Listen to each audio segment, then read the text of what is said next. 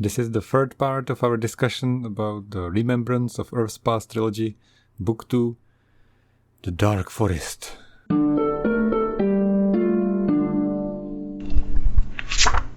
Thank you for joining us for the second, or this is the third episode, Book 2 of the Three Body Problem trilogy. Was it not the Three Duck Problem?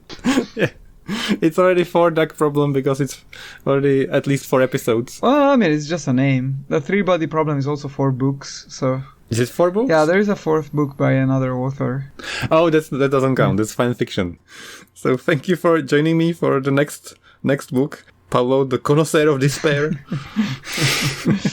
Thank you. I keep thinking about my nickname. I want to say something like the overthinking bastard. Why? I don't know. I keep overthinking stuff. So I was thinking about what to call me. That. So I'll give you a few ideas and tell me how bad they are. So how about the agonizing overanalyzer? That sounds good. I think it's too convoluted. But even more convoluted is antagonizing agonizer.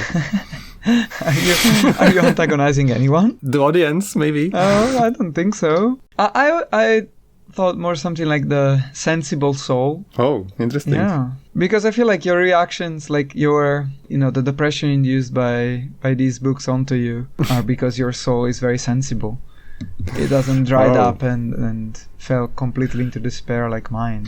Sounds too good. Yeah, that's fair enough, though. I don't think I can accept such a nice compliment. But thanks. So on this episode, we're gonna discuss The Dark Forest, the second book in the Three Body Problem trilogy by Cixin Liu. Yeah, I guess the name of the trilogy, if I remember correctly, is Remembrance of Earth Past. Yes, that sounds very... Yeah, I don't like that name. Yeah, I feel like it's one of those names that was added later. And So on book 1, we learned that Trisolaris is coming to Earth.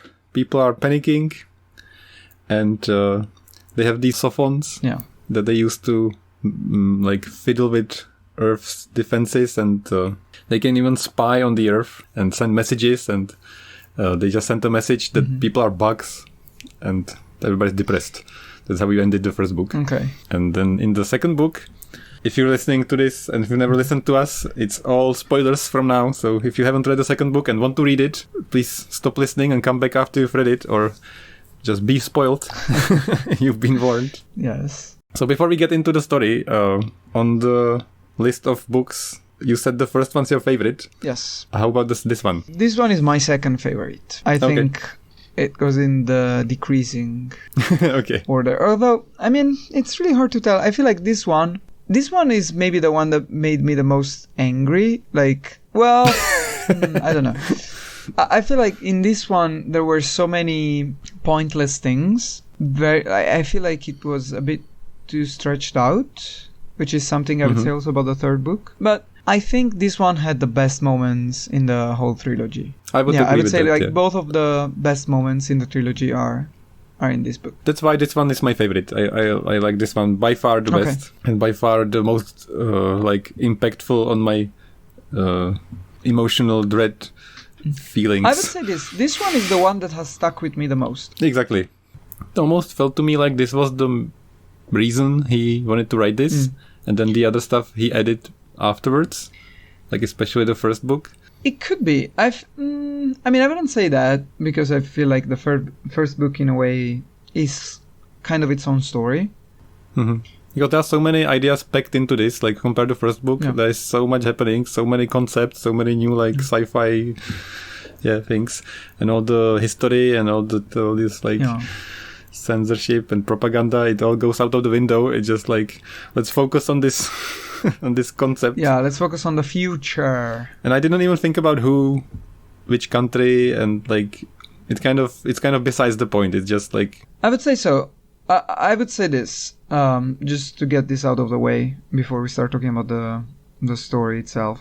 It is interesting to notice how in the first book it has an approach which is much more realistic, both in terms of history and in terms of geopolitics and also science. In this book, the science part is much less realistic. It kind of stops grounding into reality what's happening, especially the fact that we were talking about all of the main characters are Chinese. The fact that China is never mentioned, again, it's not so important for the story. Let's be clear. Like, it doesn't matter. It's just something that I noticed because, like, not mentioning China even once, like, it doesn't feel like a coincidence. It doesn't feel like that's absolutely true what you're saying. Yeah.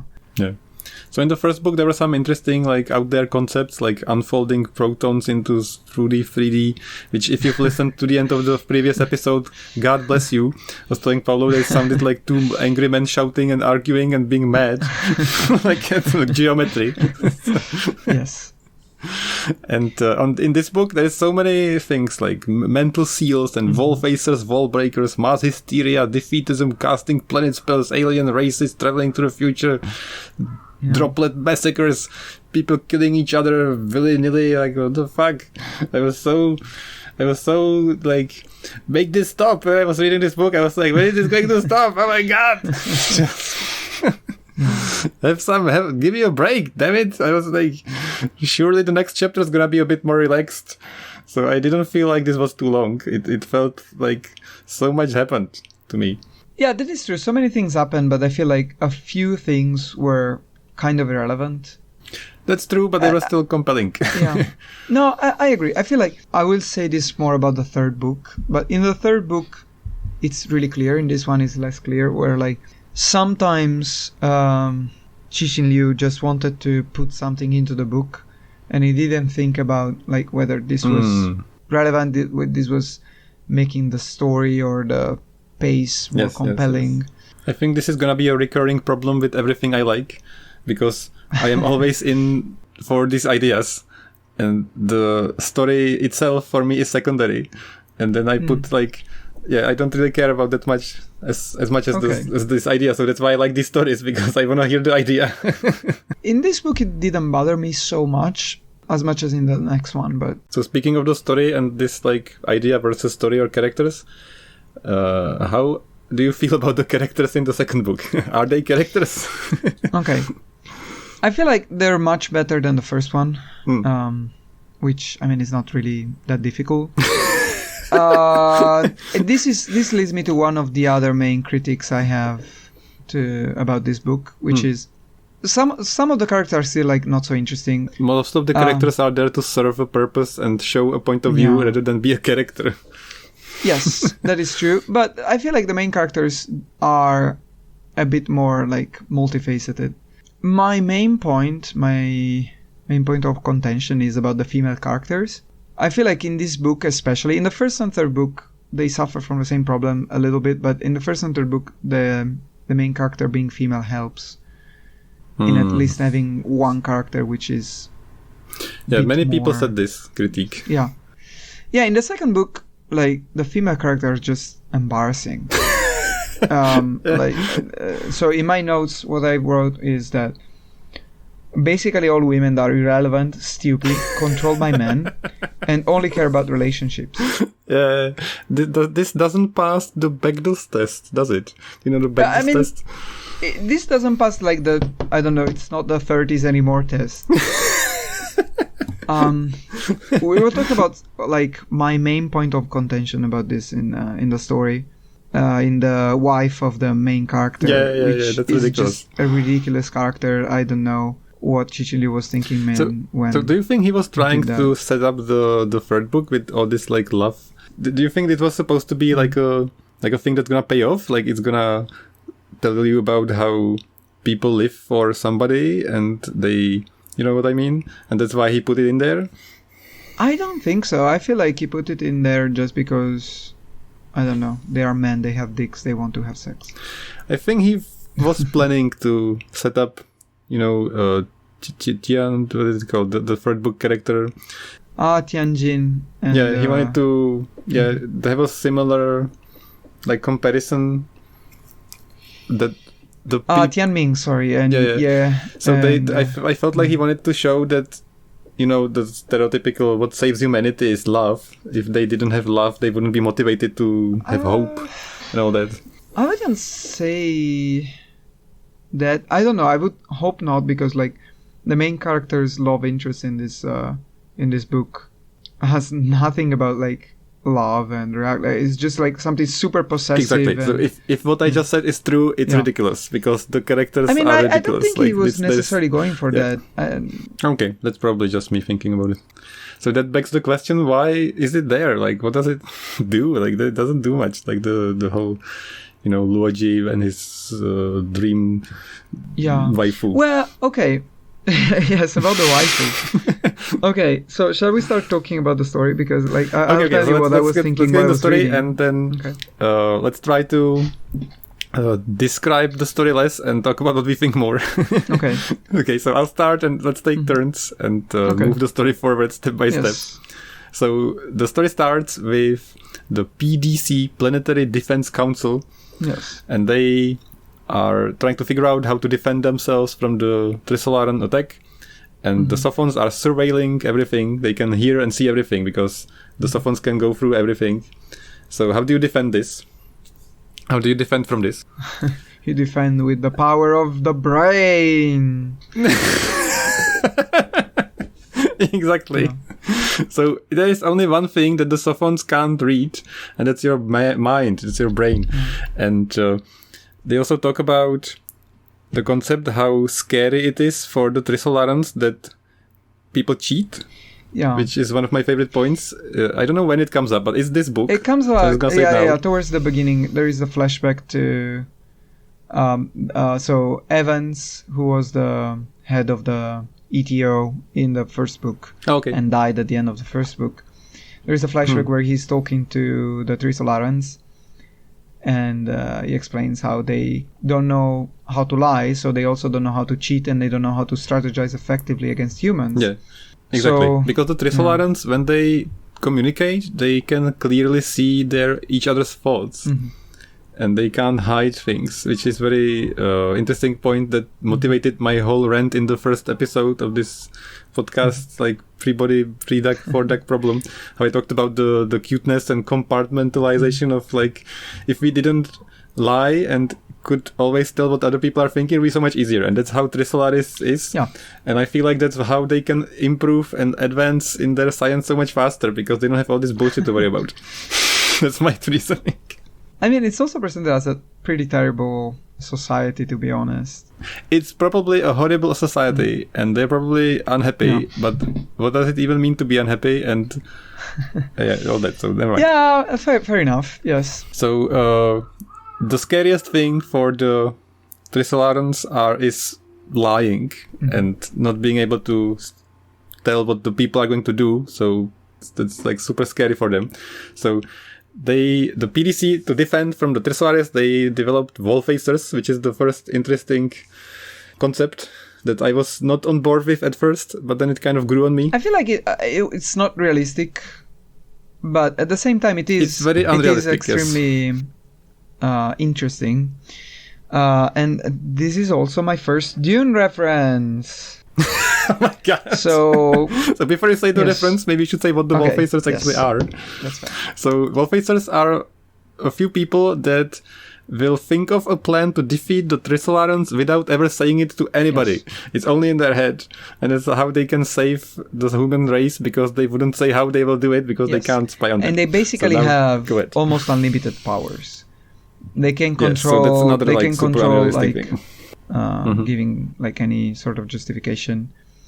And basically they are outside of normal legislations, which is insane. And it's a very big point. Like I really like how, so in the reason why I like the Wallfacer idea is that in many books or comics or movies or whatever, they would have made this idea and they would have just said to the audience, accept this idea, the people in this world have accepted it, so you should accept it and you should not question it.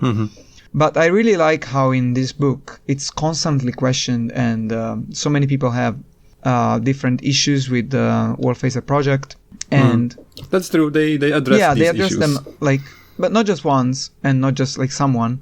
They address them constantly, and also they constantly. The reason why I like this so much is that as the reader, you are constantly wondering whether like this is actually something that makes sense, or if it's just madness. And the book kind of gives you an answer, but much later. Well, I mean, I guess it doesn't really give you an answer because, like, in the second half of the book, it said that basically the Wallfacer project was a complete madness and should have never happened. But at the same time, it is what kind of saves humanity. So, like I said, it's very far-fetched, insane, and then the book goes with your feeling of this is not possible. Yeah. And of course, nobody will like this, of course. And then it like builds. And I think it's doing a great job of convincing you that this is kind of reasonable. Yes. Kind of. And also it explores something that is explored further in the third book, which is the need for a messianic figure, which is my Dune reference. Because as in Dune Messiah, the people need a figure, and in Dune itself, need a figure like a strong leader, a strong person to lead them out of the problems. Right, so that's how the story starts. And without going into too much detail, 4 Wallfacers are chosen, and each of them is from a different area, field, or research, or science. So one of them is the Secretary of Defense, the other one is a nuclear engineer, there's a neuroscientist, and then a sociologist, basically a guy who's just nobody. And the reason they chose him was because the Trisolarans are afraid of him. Yes. Why are they scared of him? Well, you don't know at the beginning why they chose him. Like, it is kind of strange. Then later he finds out that it's because he's the only person where it's clear that Trisolarans are afraid of him. And he actually survived a couple of murder attempts. Yeah. And you understand that it has to do with the prologue of the book, which is him visiting the grave of the daughter of the main character from the first book, because they used to study astrophysics together, because before becoming a sociologist he used to be an astrophysicist. And at the grave he meets Yu Wenjie, who was again the main character of the first book. And she tells him something. Yeah, she tells him the biggest message of this book. Yeah, and he's kind of puzzled by this. He doesn't really understand what she means. Which I really liked about this book. They gave you stuff that didn't make any sense and was like irrelevant, or there was like a mystery, and it was motivating and built upon and then explained, and you had some motivation to think about it. Like in the first book, I didn't feel like that at all. There were so many things that happened, and I was like, what? I don't care. Yeah, that's true. And in this book I was like, what? Tell me more. Yeah. That is true. But I would say that that was because it's an extremely interesting concept. I was left wondering why give this message, which is essentially a way to kind of save humanity after she realized she condemned humanity, which is not what she wanted to do. So I guess that's your answer. Like, she was trying to redeem herself somehow. Yeah. That's how I feel. But maybe not. Maybe she just had an idea and she wanted to share it with someone. She was like, hey, look at this dope idea I had. So if you're listening and you haven't read this might be very confusing. Shall we explain the Dark Forest, or shall we move on with the story? Let's wait to explain the Dark Forest. So the message was what the Dark Forest is, the theory, and the name of this book, but we'll come back to it. Yeah. So let's move on with the story. Yes. So the 4 Wallfacers, they have different strategies, and we get into the details of how they want to protect Earth and what they're planning and how they fail. I feel like the interesting point, I don't know, I didn't actually ask you this. The first one whose plan is revealed, who's the American Secretary of Defense, basically we didn't know much until his plan is revealed, so you kind of learn everything immediately. But for the other 2, excluding Luo Ji, who's like the main character, so Diaz and Hines, we learned a lot about the whole process, and we followed them throughout the years with what they're doing. Did you understand what they were actually trying to do? Because like both plans had a big twist. Like, could you see the twist coming? Because in my case, I was really surprised by both. I probably wouldn't. Did you? No, I was really surprised by both twists, which I feel like it was a very, very good point, because it means like, despite the fact that you were following the characters, again, I feel like he did this thing really well, which is you as the reader are kind of like the sophon. You can hear and see everything, but you can't hear the thoughts of these characters. Other than the main character. So you can speculate on what their plan is, and you can get the impression from the other people what they think their plan is, but you can't really know. That's a good point. Yeah, I agree. That's well written in that sense. I really like that. Yeah, that's like, I didn't think about it like that. That's absolutely true. So I like that point. And in general, I feel like the Wallfacer plan was interesting. How the different ideas they come up with. You mentioned the mental seal. Do you want to explain that? Yeah. The mental seal I want to talk about more. So before we get into mental sealing, just like super short. So one of them wants to just attack and double cross, triple cross Earth and Trisolaris and just, play on the idea of lying and tricking people. That was like one of the plans. I wanted to say this because depression points, I forgot. Yes. All of these plans are like super depressing. Like the first plan, he wants to have kamikaze space fighters that will commit suicide, and then everything will explode, and he will like give up humanity and pretend like he wants to kill humanity, and then he will trick the other people, Trisolaris and all this.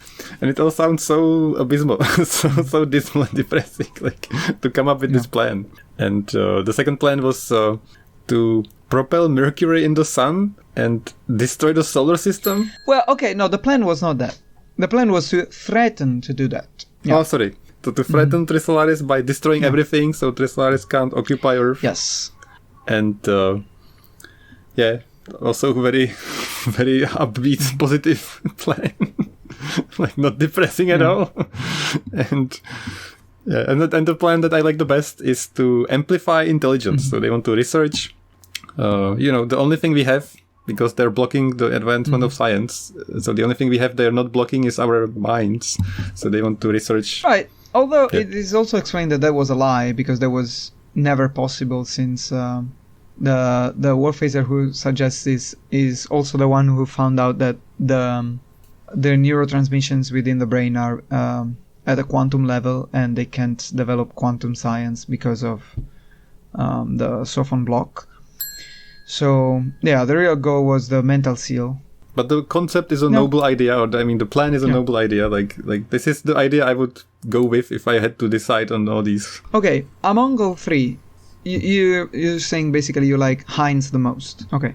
Mm-hmm. Which, by the way, if you haven't read this, Luo Ji's idea is non-existent. He just doesn't do anything. We'll talk about it later. Like the last guy who had the plan. I really like Diaz. I think he was an interesting character. The way he was built, it was super stereotypical, but it was really interesting. I really like the fact that he was the one who brought up the most of real life geopolitical conflict, because in the story he used to be the president of Venezuela, and he basically fought a war against the US, and they won. They're using guerrilla tactics, kind of like the Vietnam War, and because of that, the United States of course have a big resentment over him. And he uses this resentment to make them think that they are opposing his plan just because they hate him. And he brings up several times a concept which is super important for the Dark Forest and for the third book as well. And it is also my second Dune reference, which is you have power over something if you have the power to destroy that thing. Oh, I see. As you said, so his plan included the threat to destroy the Earth, which is kind of like Paul in the first book, threatening to destroy all the spice. So I think that was very interesting, and the way he also used it, like he used it several times. In that case, he used it later when his plan was revealed, because he threatened to essentially nuke New York if he's not released. I just like the whole plan, the whole development. Yeah, I agree. There was I think he was an interesting character throughout. That's true. This part was well thought out. Yeah, so the plan with the amplifying intelligence fails because they can't really research it that much. but accidentally they discover something called the mental seal. I'm not sure I remember it clearly. I thought it was accidentally. No, they said that it was a fake. They say it was accidentally, but then it is later revealed that was the plan all along. Oh, I forgot that. So it starts by, they're scanning the brain and researching stuff, and it starts by somebody not being able to drink water because they believe that it's poison, and they just dehydrate themselves into almost dying. So what they have discovered is to, I think with radiation or some kind of technology, they just target a part of the brain and they alter the function in a way that makes you unconditionally believe a fact, focus on a concept or fact or belief and not being able to criticize it or break the belief in essentially it becomes second nature to you that thing is true. It's kind of like how you can't drown yourself. It's something that is hard-coded into our brains and we can't override it. That's a good way to put it. No matter as much as you try, you can't override it. Which is one of the most interesting concepts I like in this book. Do you think this is realistic? Do you think that this is going to happen in the future? I don't know about if it can happen this way, but it is scary and I think it is possible. This also leads into another topic which we haven't discussed yet, which is extremely interesting to me. And it is discussed only at the beginning of the book, which is the topic of escapism and how people are like, okay, since we will lose the war, we should just find a way to escape. And while this could make sense, because of course you can say, well, we will lose if we escape. Three Solaris only wants the Earth; they don't want to kill humanity, so they wouldn't really mind. But it is also explained and. This is like the subplot of the three old Chinese men, where it is clearly explained that escapism can't work because it is impossible for everyone to escape. At least it is hard to imagine that everyone can escape. And because the possibility that only someone can escape, people can never collaborate enough to make an escape plan which can actually work. Yep. Which is extremely interesting and also realistic, I feel like. Yeah. Yeah, I agree. So that was a very, very cool concept, and it ties into the mental seal, and it ties into also the other main plot line, which is the military plot line. And into defeatism, which is similar.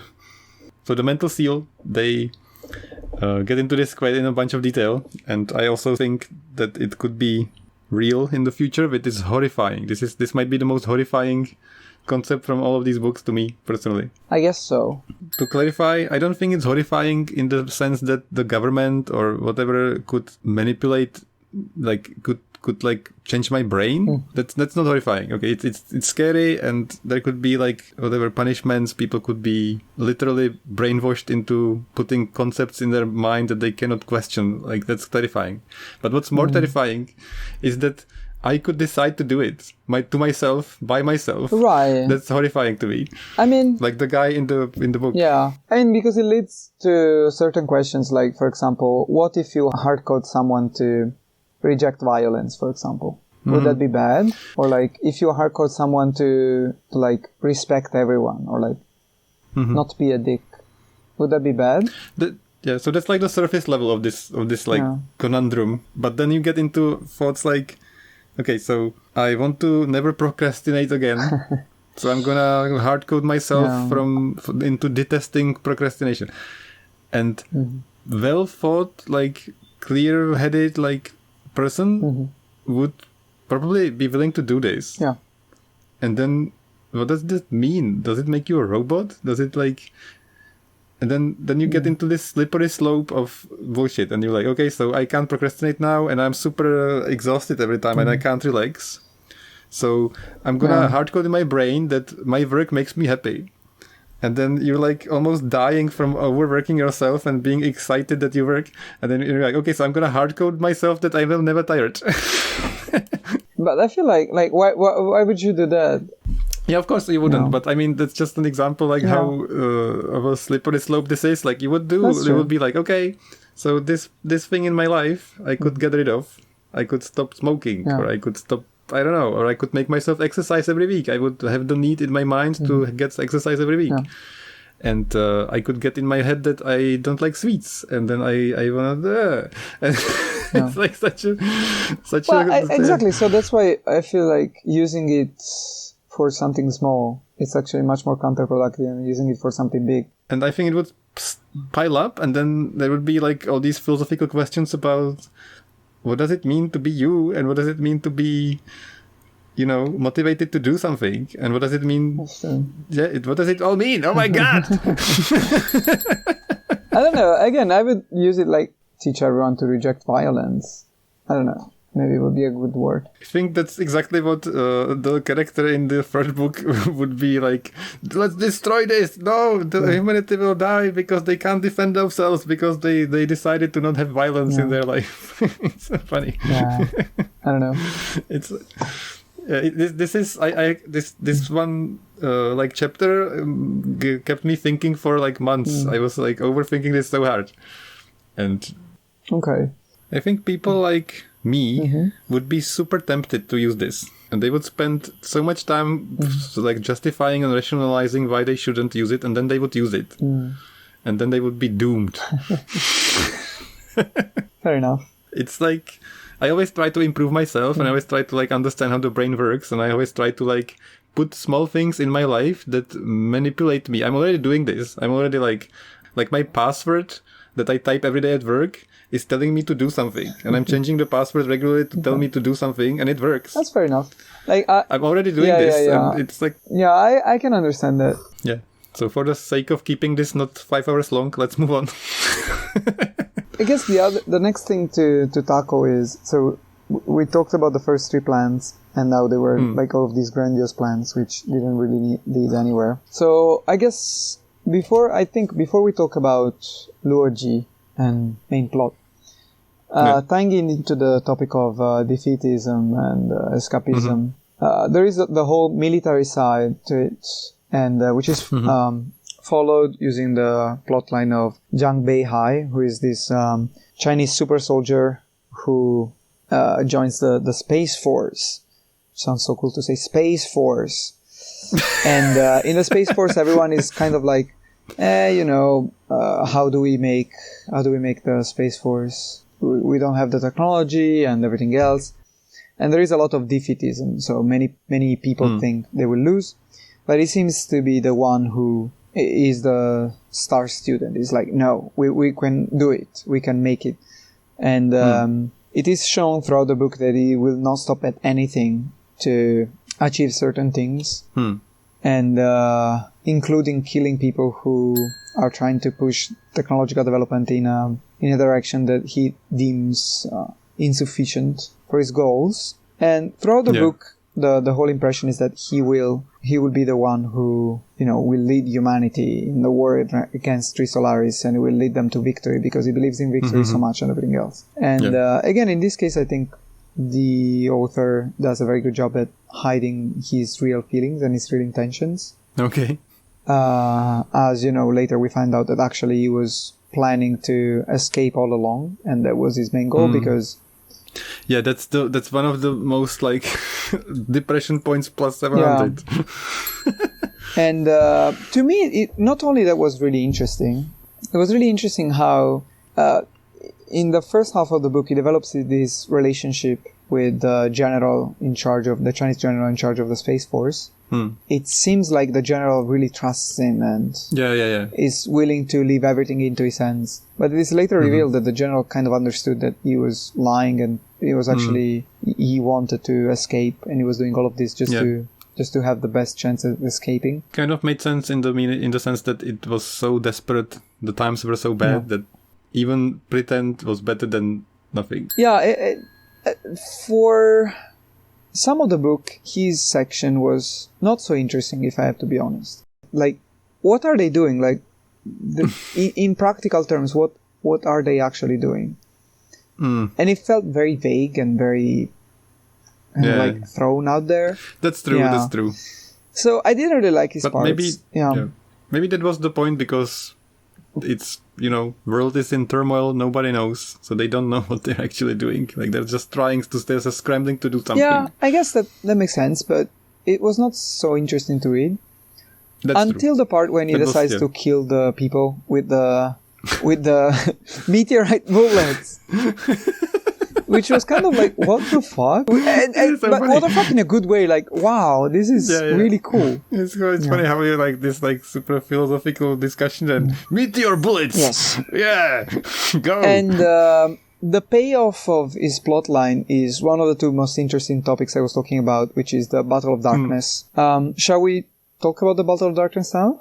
Maybe just to have it chronological. Okay. So just want to quickly mention, so they have this plan, the Wallfacers, and then the ETO still exists, and they have Wallbreakers. Yes. So we just to mention that existed. Yeah. So Wallbreakers are people who are meant to break the Wallbreakers into submission and find out their secret plans. Yes. It's the ETO's plan to, again, doom humanity. It's the Earth Trisolaris organization. They're still helping Trisolaris. There's still people who want to do that. Yes. And they assigned a special bastards to each of these people who are the Wallbreakers. and that's like a very strong dramatic moment in the book where they keep developing these plans, and then there is a moment and they meet somebody and the guy's like, I am your Wallbreaker. Yeah. And the other guy's like, ah! No! And he kills himself. Yeah, it is a little funny if you over dramatize it. But I didn't feel like it was funny. No, it was interesting. Like but super if you just say like, moment. I am your Wallbreaker, and they're like, no. I feel like if this happens, if this breaks into the mainstream, like if more people read this and if the TV shows are just a little bit successful and popular, this is gonna be the biggest meme. Yeah, definitely. People are gonna be all over the internet and online, and people are gonna come somewhere and they're gonna be like, I am your Wallbreaker, and then punch somebody. Yeah. It's gonna happen. Yeah, that is really funny. So they start with Tyler, who did the like trick plan, and they find out. So the Wallbreaker comes to him and they reveal the plan, and then Wallbreaker's like, oh, this is all damned, and he commits suicide. Yes. So, and then Diaz, your favorite plan, this was the most depressing. So they reveal his plan, and then they arrest him for crime against humanity. They want to arrest him because they want to arrest him. Oh, sorry. And then he develops the Dead Man's Switch, which is like the thing that he was developing to, you know, like how Pablo said, if you have control, if you have the power to destroy something, you have the control over it. So he wanted to have control over the solar system, the ability to destroy it. So he has this Dead Man's Switch. So if he's killed, then the other thing he decides will be also destroyed. So he sets it up so if they kill him, then... Yeah, New York would blow up. Yeah, but it was actually just a lie, because... And then it's revealed it's a lie, and then they send him home. Yeah. These are the parts of the book where I was like, make it stop, why is this happening? Just enough. I really liked that him. part. Like, to me, it was one of my favorite parts. It was like, so he wants to kill himself, then he pretends to blow stuff up, and they crimes against humanity, and then they send him home, and so he kind of wins that they didn't kill him, and then finally, he gets what happens? Stoned to death by his own people. Oh my god. Damn it. Yeah. So, yeah. Yeah. And, as for the third Wallbreaker, this was kind of like a point of controversy we were telling him about among the readers of this trilogy, because the Wallbreaker of Heinz is his wife, and she reveals that actually his plan was to develop the mental seal all along, but not to ensure that soldiers would have faith in victory, but the complete opposite. So it was essentially to help escapism and defeatism. Super depression points. When this was revealed, I was like, damn, another bastard. That leads to nothing. Like, yeah, exactly. The whole point was supposed to be that this, because this is revealed after the big time jump, which is about 200 years. That's later in the book, yeah. And it is revealed, in theory, that there should still be some mentally sealed soldiers. Yeah. But it doesn't go anywhere. Like, it's not said anywhere, and it's kind of a waste.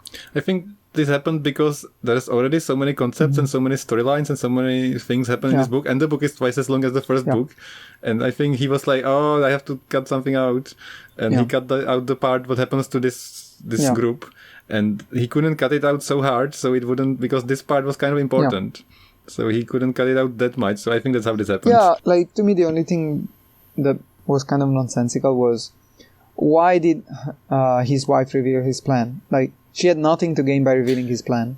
Yeah, so the wife is the Wallbreaker? Yes, I forget. the wife is the Wallbreaker. Depression points. Sorry. The wife is the Wallbreaker, but like there was literally no reason for her to reveal the plan. I think just building up the depression points. You want to get the highest score. Yeah. I don't know. So the last Wallbreaker, so we can also talk about the time jump and why there is a time jump, is Luo Ji. He's the main character, and we talked about before he was the only one who was actively targeted by Trisolaris. And at the beginning, when he becomes a Wallbreaker, he's super depressed because he can't live a normal life anymore. But then he says, okay, you know what? I'm just using all these powers to do whatever the fuck I want. It was kind of funny. There is the turning point is his wife, which... Okay. Yeah, this whole thing about his wife. I need a drink to talk about it. So it starts with a very, very interesting idea, which is this. So it is revealed that he had this girlfriend, and she was a writer of essentially light novels or like novels for like teenagers. And the relationship was going pretty well. And then he said, it's pretty easy to build the characters like the ones in your novels. And she challenges him to do that. So he writes this novel, and she says, the characters here are not so deep. They're not like real people. So try to write the character as a real person. And so he tries to create this character from the infancy until like the point of the story. And it gives the characters like memories and all of these things until slowly he starts to realize that this character is kind of becoming alive in his mind. And he starts seeing this character in the real world and talking to this character in the real world, and kind of... This is all before the Wallbreaker Yeah, thing. this is like before this is like a big flashback. Yeah. And he starts to see this character in his real life and goes on date with her.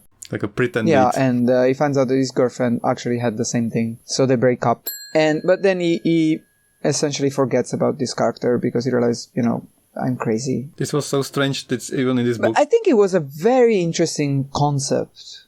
It was a little bit out of the scope of the book. Just because exactly. Are we talking about like the human mind and like writing and art? Or are we talking about like aliens and 11 dimensions? Like, I don't know, it was a little strange.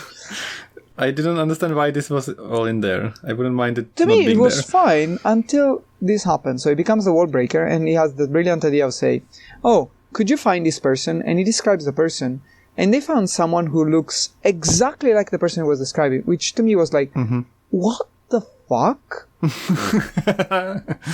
And for whatever reason, she falls in love with him. Like, what? It's all nonsense. Like, this part is just nonsense. Now, for a long time, I was really, really hoping, because it is revealed that they were using her to control him into actually acting as a Wallbreaker, because, they have a baby, they get married, they have a baby, and then she lives with the baby, and they say, we will hibernate and wake up only when there is the doomsday battle against Trisolaris. So you'd better do something to win the battle.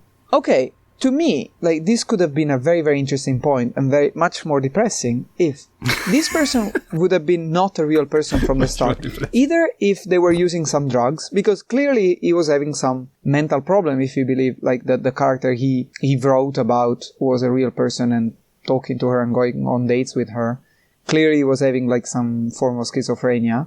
So it would have been interesting if they were using some drugs to make him believe that, this person actually existed to control him. Or they were using a real person and they had used like some, make-believe to make him think that actually this was the person. But I can't believe you made a good point how to make this even more depressing. And, that she was an agent by the Planetary Defense Council from the start. That would make more sense, yes. Yeah, that would have been much more interesting to me. Not that she was actually like a normal person and she fell in love with him. Like why would you fell in love with him? This part was so weird. Yeah, and this is like my main complaint about female characters in this book. Like, she's basically a Barbie doll. Like, yes. You know how, like, when you're a child and you have your toys and you play with your toys and you make stories. And like, these toys, of course, have like no resemblance to a real human in how they act. They just do whatever you want them to do. And that's how this relationship felt to me. Yeah, it was just abhorrent. I agree. It was like, the only way I can explain this is that he cannot really write relationships. Yeah. And this was his attempt to have a relationship in a book that's so hardwired sci-fi, you know. Yeah. I don't know. This was like maybe my biggest qualm with the book. Yeah, if they cut this whole part out, I wouldn't mind it. Like, you talked about the characters, it's a good concept, but it feels like a good concept to a different story. Yeah. And I was expecting it to be relevant. Yeah. I was like this, constantly thinking about something to come up. I was like, it's gonna use this mental seal to like love somebody, and then the character, or I don't know, but something's gonna happen somewhere. No, nothing happened with this. Yeah, and it was so dragged out.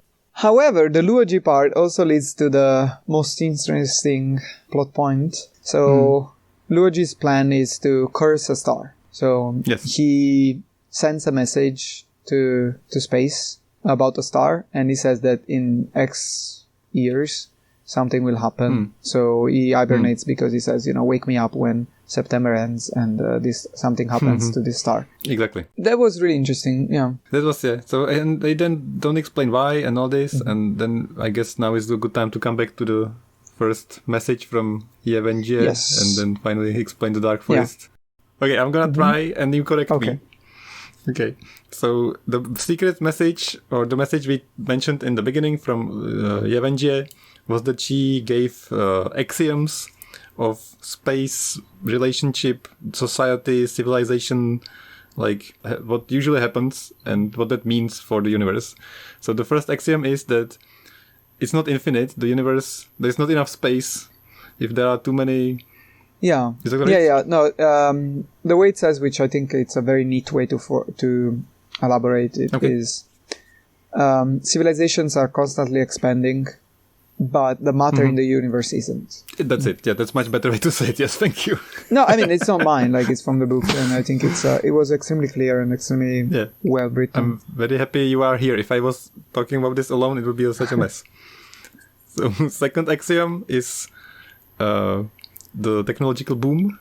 Yes. So there is the problem, which is the distance in space, which I really like how Cixin Liu deals with the distance in space and time. And this will be, of course, an absolutely important point in a third book.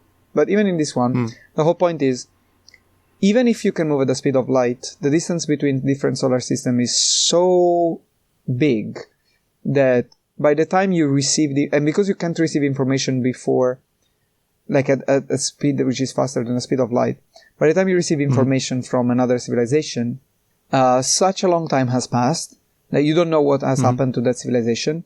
And by the time you reach that other civilization, again, such a long time has passed that you don't know what kind of technological development they have reached. So even though you're a super technologically advanced civilization, and you find a primitive by your standard civilization, by the time you reach them, of course, things could have changed. Yes, very, very, very significantly. Yeah. So because of that, essentially technological advantage in space warfare, unless you have something like the Sophon block, is kind of irrelevant. If you want to fight a battle in a traditional sense. Yeah, so this is the message. So Yevenjie is like secretly like all mysterious, and she tells the main character of this book, Luo Ji. Thank you. No problem. And he just keeps thinking about it, and then he figures it out, and that's why he casts the spell on this planet. And he figures out the theory of the Dark Forest, which is the whole point of this whole story. I feel the title of the book, we should say. The title of the book, and it's the answer to the Fermi paradox. Which Fermi paradox is that there are so many possibilities. There could be aliens, so why are there no aliens? There has to be some other life in space. Why haven't we seen it? Yes. So the answer is that the universe is like the Dark Forest. And maybe I could just read this quote. Yeah. That could be a good way to explain this. So the universe is a dark forest. Every civilization is an armed hunter stalking through the trees like a ghost, gently pushing aside branches that block the path and trying to tread without sound. Even breathing is done with care. The hunter has to be careful, because everywhere in the forest are stealthy hunters like him. If he finds other life, another human, another hunter, an angel or a demon, a delicate infant or a tottering old man, a fairy or a demigod. This is not very necessary. Okay. There's only one thing he can do. Open fire! Open fire and eliminate them. In this forest, hell is other people.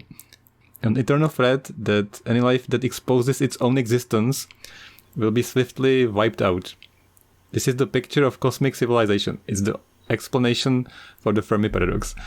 I hope it was understandable. But long story short, like we said, there is not enough space, not enough matter in space in the universe, and you never know how quickly another race civilization will expand and grow and advance. Therefore, it's safer to hide or eliminate the other civilization than to try to do anything else. So the super depressing point which Luo Ji makes is, even if you suppose that, because some would say a civilization is not necessarily evil, so why would they want to annihilate the other civilization? However, what Luo Ji says is, it doesn't matter if you want to annihilate the other civilization or not, or if the others want to annihilate you or not, because due to the immense distance in space, you can't know about the other civilization intentions until it's too late. And because you can't know, you always have to assume that they want to annihilate you once they find out about you. Because this is the other big problem, which is the reason why sociology on a universal scale is different from sociology on a planetary scale, which is normally when two civilization meet, they learn about each other at the same time. Like Spain reaches what is nowadays Mexico. They learned about the Aztecs, and the Aztecs learned about Spain. They learned about each other at the same time. But in space, you might learn about another civilization, while them haven't learned about you. Yeah, because of the distance. And because of the different ways of detecting civilizations. So you have to assume that after you learned about them, they might learn about you. And after they learn about you, even though you might contact them, by the time they have learned about you and by the time your message has reached them, they might have already sent someone to destroy you. Because again, the speed is always the same. If you assume that the speed of light is a hard limit, is a hard cap, there's no way to make your message reach the other civilization before they can send some spaceship or whatever to destroy you. Because of that, it only makes sense to destroy the other civilization as soon as you find them, because otherwise, if you send a message, you will reveal your position and they might destroy you before they answer. And even if you don't send a message and so you don't reveal your position, because you find out about them, it means they can find out about you, and so they might send something to destroy you, which is incredibly depressing because it makes so much sense. Like I've seen some counterpoints to this, but there isn't any strong way to prove that this is not true. Yes. The only additional point that Luo Ji has to make, which is kind of, I don't want to say realistic, but kind of like reduces the how grounded this theory is the fact that he says that annihilating a civilization must be economical, because if it requires more than one strike to destroy the other civilization, then the other civilization has the opportunity to strike back. Okay. So you must destroy the civilization after you find it in a single strike. So the star he cursed, basically they just sent a bullet accelerated 10% of the speed of light or something like that to the star. They call it a photoid. Yeah. So some particle that just goes so fast it just annihilates the planet. Yeah, exactly. Annihilates the star. The interesting point about Luo Ji, well, he does a lot of other things. To be honest, it's interesting, but not too interesting. Like, he goes to the future, his Wallfacer status is revoked, and then humanity is on its knees again because they lost all of their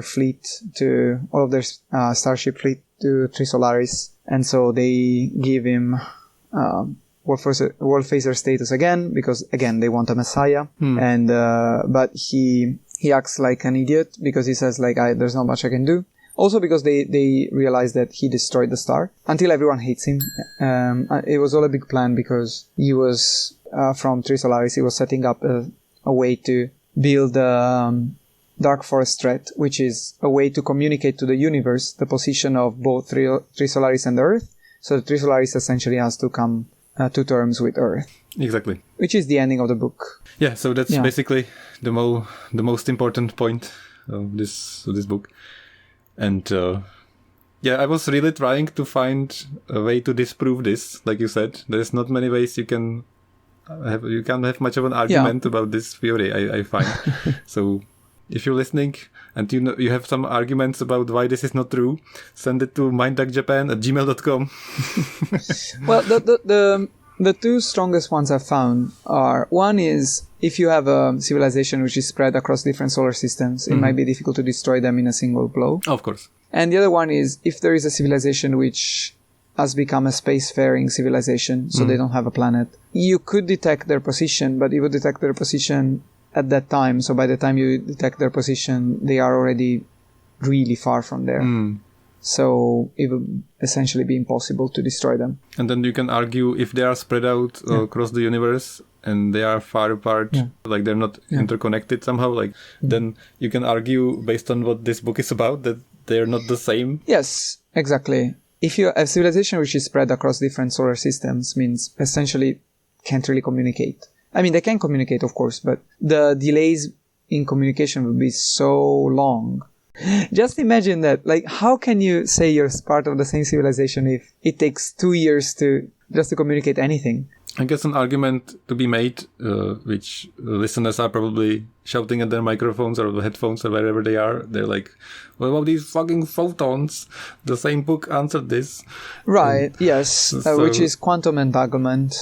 So if there's a technology that allows instantaneous communication, it kind of breaks this theory. Yes, that is true. Which they don't get into, which I was surprised. I was thinking... Well, because the thing is, like, with quantum entanglement, it's true that you can have instantaneous communication, but you need to have both sides of the rope. Okay. So the way the sophons work is one side of the sophon is left, like one quantum of the sophon is left on Trisolaris. So they still have to send yes, okay. Yeah.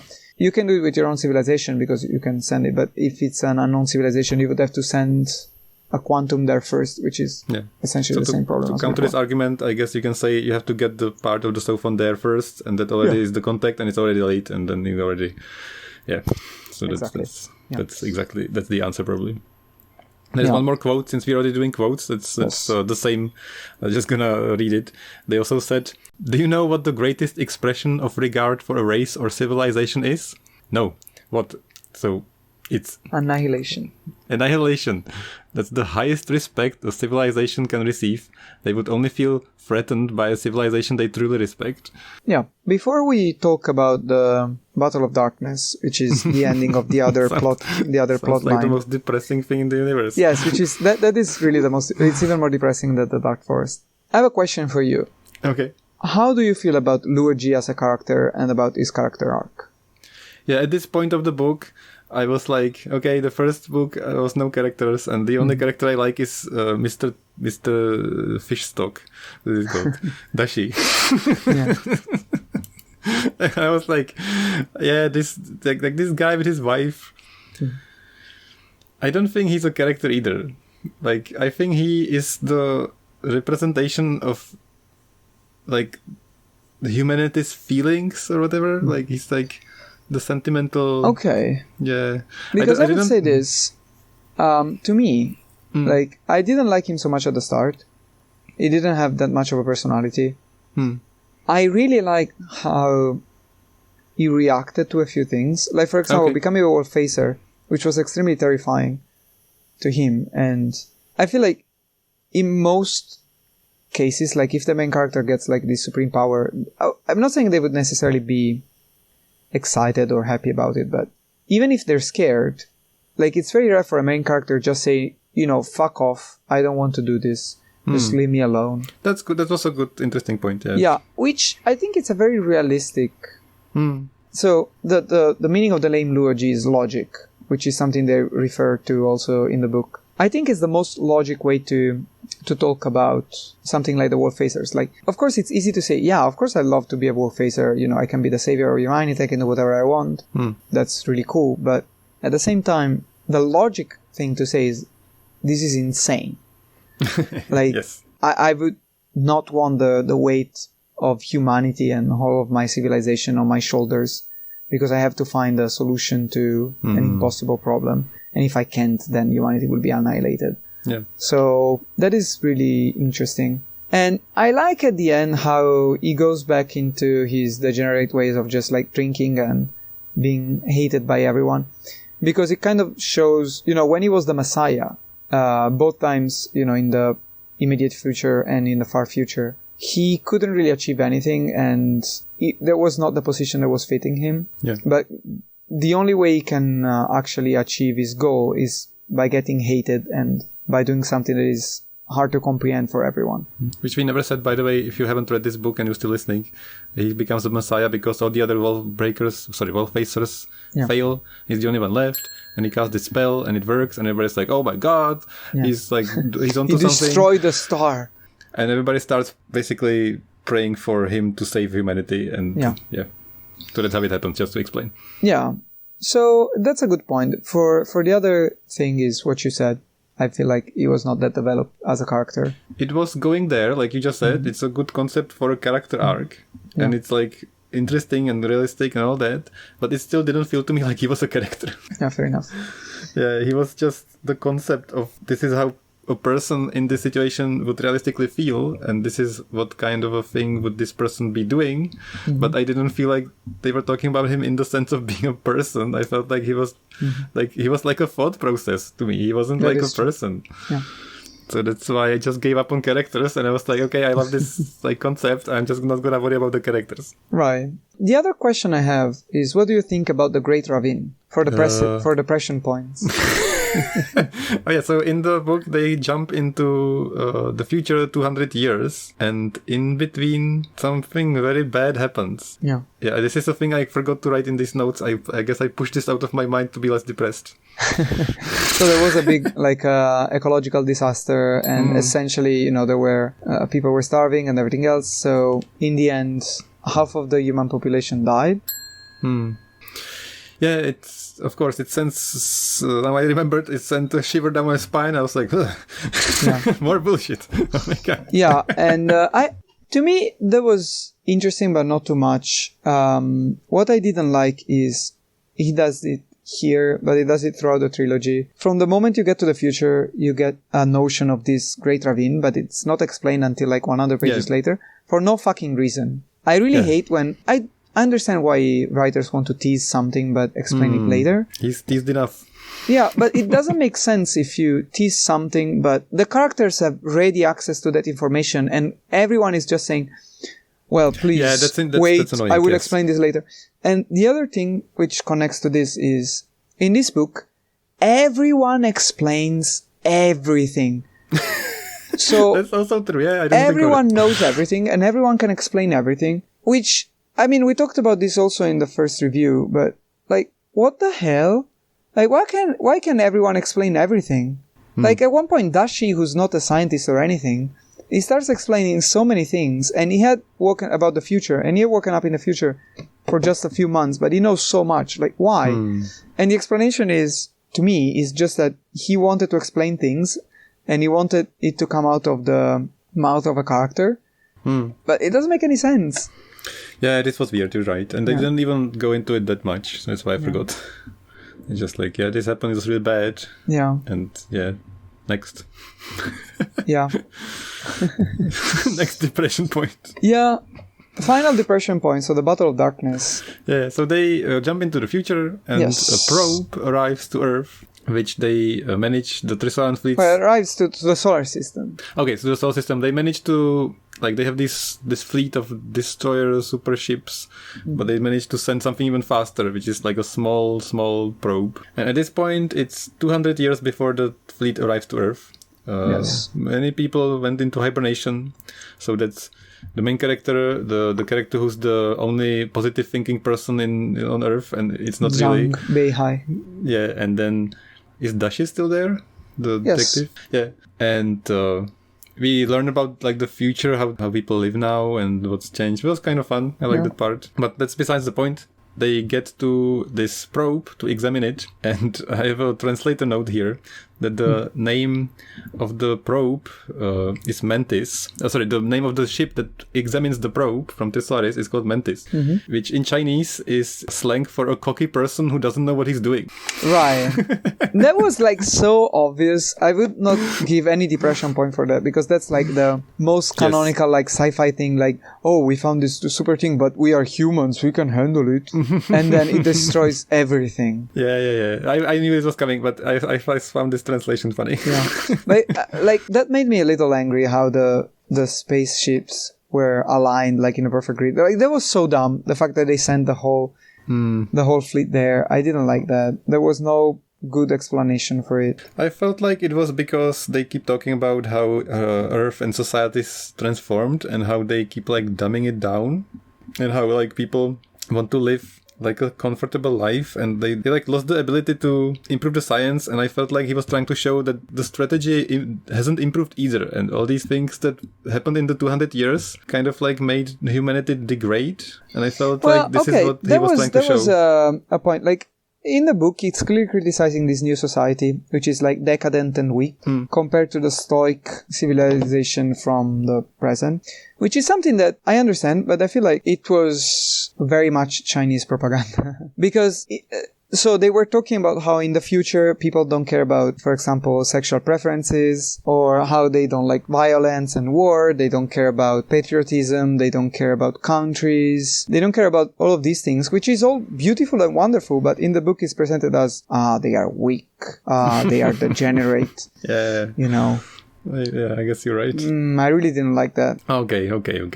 One way or the other, so the super defensive fleet that's, advanced in 200 years, there's so many spaceships and all that. I like the technology where they describe that if the ship has to move fast, they have to pump the room with gel. Yeah. That was interesting. Because of the acceleration, like so the G-force. That was a very fun way for me to explain that the technology has advanced a lot, but within its limitations that caused things like this, so they can't accelerate the ship without getting themselves into jelly so they wouldn't smash against the wall. So that was interesting, but lining themselves in a grid so the probe can conveniently smash it in one line and kill everything in a few seconds, that's a little bit dumb. I agree. So there are about 2,000 ships or something, warships, and the probe just starts moving super fast and just ramming into them, and they can't even see it, and everything explodes, and everybody's dying, and just 2 ships escape. Yes. Because, so 2 ships escape from the battle. On the other hand, so before the battle, Zhang Beihai ran away. So he finally makes his move, he runs away with a ship, and 4 ships are sent to arrest him. So he runs away because he believes that there was never any chance to survive. So, and after they lose the battle, essentially they realize that, that's true. That's exactly what was going to happen. So the 5 ships decide to form an alliance, and everything looks cool, and they're like, we will make this new humanity. We will go to this new solar system, find a new civilization and everything else, because the Earth is doomed. And then very quickly they realize we don't have enough fuel, might not have enough food, might not have enough replacement parts. And so they all shoot at each other at the same time, and then everyone dies! Not everyone, one ship survives. Like the one who kills everyone else. Tense moment when the commander of the ship, he's like, I know, just do it. That was extremely interesting, especially because I didn't expect him to die, because like there is this growing tension where they're thinking of, should we shoot at the other ships or not? And it seems like the guy, Zhang Beihai, has just decided to not do anything anymore. He looks like he's completely mad. Yeah. And then they're like, oh, no, we should do it. And then they realize that he was already doing it, because he was like, I want to take responsibility. I don't want you to feel bad. But then the second he's about to launch the missiles, they receive the alarm. Like, oh, we are being targeted. It's already too late. And he dies. I was so shocked by that. Because I didn't see it coming at all. Moment, yeah. I felt like this was a very clever way to end his story arc, because he wanted to ensure the survival of humanity, and he wanted to drive people to this point by any means necessary. And he managed by pretending to be the only person who can see that we can win, and lying, and then them finding out that he actually didn't do that, and then escaping, and then people admitting he was right, and all this. Yeah. And he was still one step ahead, and he was still thinking ahead, and he was still doing the strategy. Okay, they're gonna kill each other, but one of them's gonna go out alive, and I don't care if I'm on the surviving ships. I just want to have one ship survive. Yes. And he was just sitting there, and he was like, yes, it's now. And then he died. Yeah. I was so surprised. It was... Yeah, everything about that part was really interesting. I feel like for him, the first half of his plotline was pretty boring, but the second half of his plotline was extremely interesting. Yeah. This was... I was already hit hard by the Dark Forest. Like, the Dark Forest is the same concept, but on a grand scale, it's the same like when you have a disaster and they tell you the numbers of how many thousands of people died, and you're watching it on the news, and then you're like, okay, so it's not my house. And then and then you have this feeling, you're like, okay, so it's in the future, and it's this grand scale, and I can't do anything about it, so why would I worry about this? I mean, it's really scary, but if you study about space, there are so many scary things in space, so... Yeah, so I was already like feeling bad about it, but I wasn't really feeling bad about it. I was like, okay. But then he takes the same concept and he puts it in the thing to make you feel it. Yes. So it's like, I'm gonna show you what this means. Yes. You think you didn't like this? You're not gonna like this part. Yeah. so this was the part where I was really like, why? That was really cool. I have to say that was really, really cool. I thoroughly liked it. This might have hit me the most from like I don't remember any other book where I was feeling worse. I mean, I remember the first time I read the Red Wedding in. Oh, okay. I just saw it on the TV show. I didn't read it. Yeah. Well, I read the book. I was 16. Yeah, that's a powerful moment. Probably. I imagine in the book it will be much more impactful than in the TV show. Yeah, and especially again, Robb Stark was one of my favorite characters, and I was 16. And yeah, but I had the same feelings now, even though I didn't care so much about these characters, which I guess kind of explains how powerful a moment it is.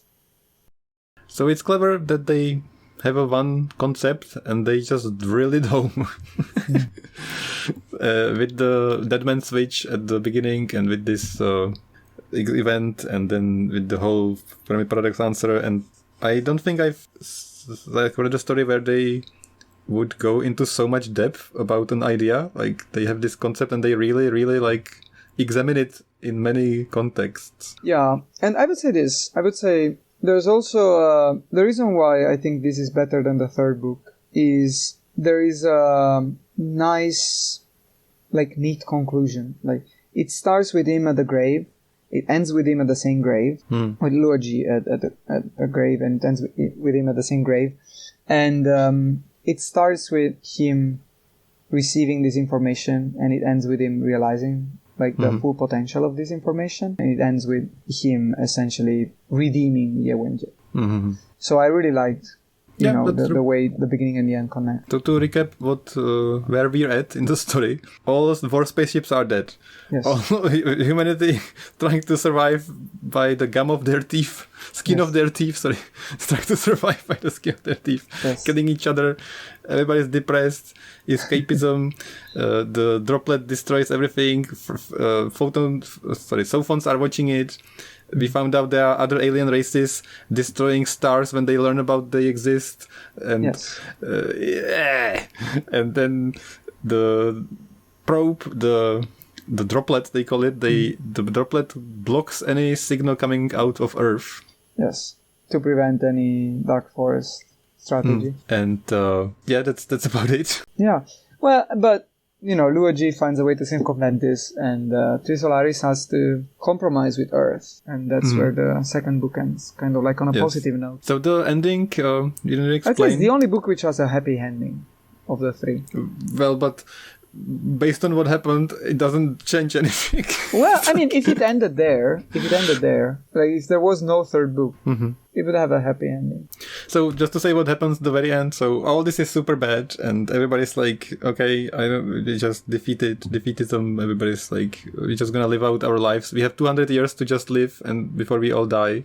And then Luo Ji is still like trying to figure something out. So he has a dead man switch, and if he gets killed, transfer signal, send a signal of Earth or solar system.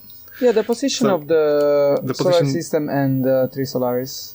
Yeah, so he has the position of Trisolaris and the solar system, and if they kill him, he has a dead man switch that will detonate these bombs in somewhere, and somehow using Morse code, some signal, they will broadcast these coordinates, and we know that the other star was destroyed, so we know that if they learn about these two places, they will definitely destroy them both. So that's the same thing one more time, but in a new context. Yeah. Long story short, Luo Ji comes to a truce, and they allow Earth to survive. And I've been exhausted after this. I've been so tired, like reading this.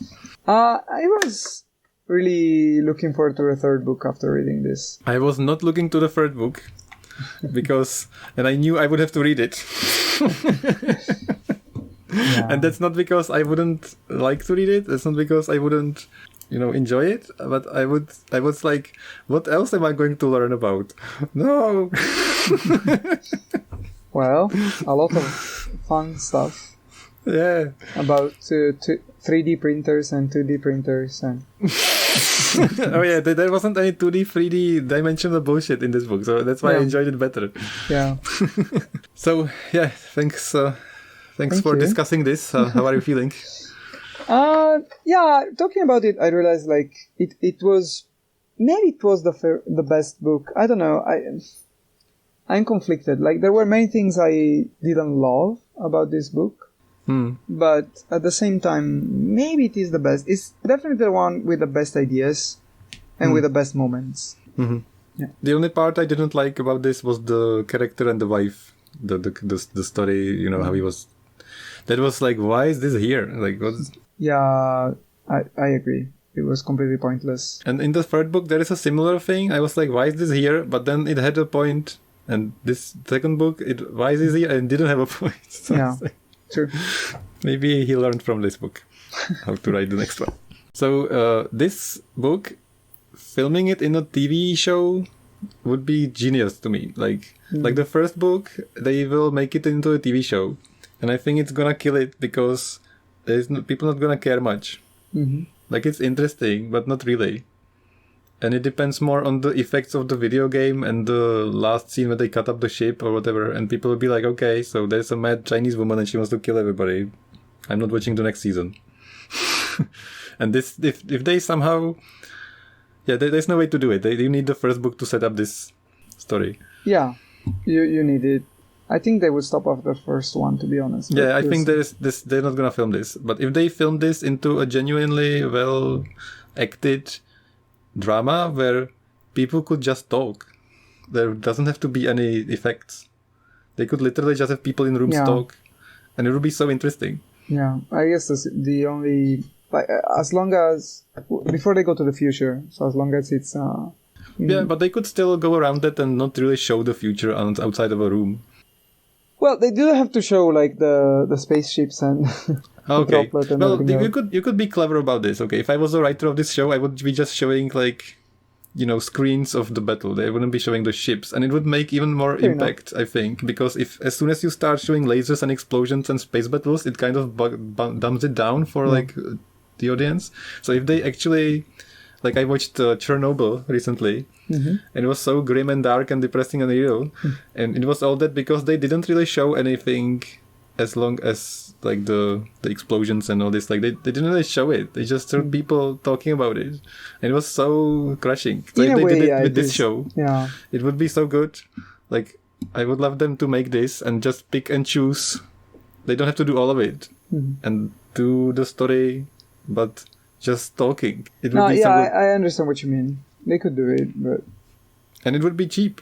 Because they don't need all this like effects and shit. I don't think they will. Please make an indie TV drama about this where people just talk about this. I think it would be really successful. Yeah, anyway, I just want to end with saying that this is why I like Star Trek, and I don't like find much sci-fi along the lines of this. Like, they actually made a point and justified it. And I don't think that happens much in stories. Yeah. No, it is very unique. That's why I like it. Yeah, it is definitely very unique. Okay, so thanks again, and see you in book 3. All right, thank you.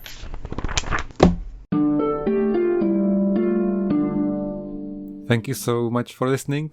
Please rate us on Apple Podcasts. And 41 depression points, plus an extra crushing, reverberating point, where I'm sure you know which one that was, plus 10 points. So 51 depression points. See you in the last book, Death's End, the final crushing blow to my soul.